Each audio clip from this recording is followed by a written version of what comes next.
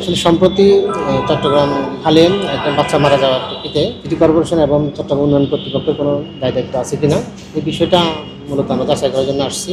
এখানে আমরা চেয়ারম্যান মহোদয়ের সাথে কথা বলেছি, সংশ্লিষ্ট পিডি এবং ডিপিডির সাথে কথা বলেছি, রেকর্ডপত্র সংগ্রহ করছি।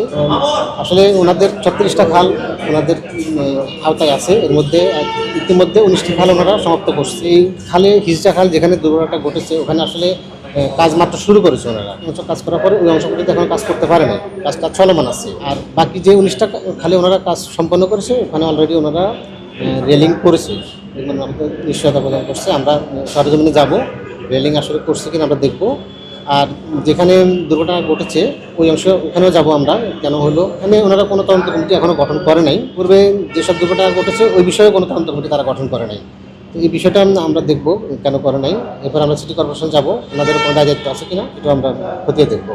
যে খালগুলি আমরা সিডিএ করেছি তারা জানতে চেয়েছে যে সেখানে কোনো প্রোটেকশনের ব্যবস্থা আমরা ভবিষ্যতে খালে নিব কিনা।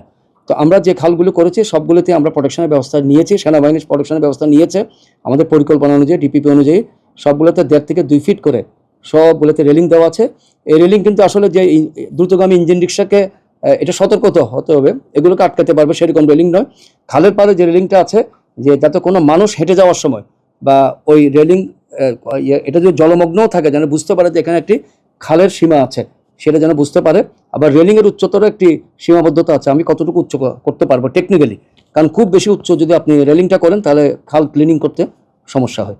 এইসব বিষয়ে ওনারা তথ্যগুলো নিয়েছেন। ওনারা জানতে চেয়েছে সিডিএ যে খালগুলা সংস্কার করছে যে জলাবদ্ধতা নিরসনের জন্য, এগুলার যে 19টা ওরা আমাদেরকে অলরেডি করে ফেলেছে, এগুলো আমরা বুঝিয়ে নিচ্ছি না কেন। তো সেটা আমি যেটা বলেছি সেটা হচ্ছে আমাদের তো একটা নিয়ম আছে, প্রজেক্ট কমপ্লিশন রিপোর্ট বলে পিসিআর।